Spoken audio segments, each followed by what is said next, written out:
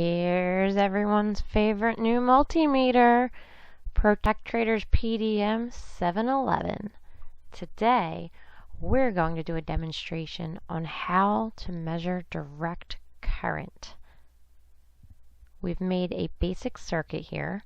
I've attached 2 alligator test leads to a small light bulb, and we'll put a power supply or load on here in the form of 4 AA batteries, and you can see the light bulb lights up.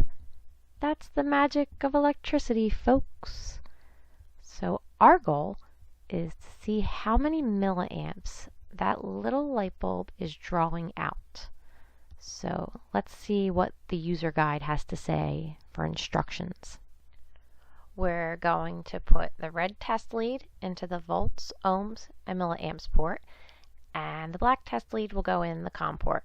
We're setting the dial to 200 milliamps, so we won't be using the 10 amp setting, and we don't have to worry about how long we make contact when we go to test.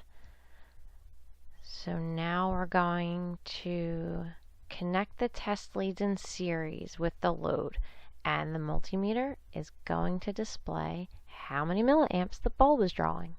We're going to do a little DC current demonstration right now with the ProTechTrader PDM-711 digital multimeter.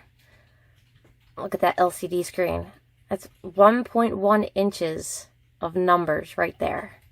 We have a simple circuit set up here. We've got our batteries. We've got this little light bulb, and we're going to see how many milliamps that light bulb is drawing out. To do that, we'll take this black probe here and touch the other end.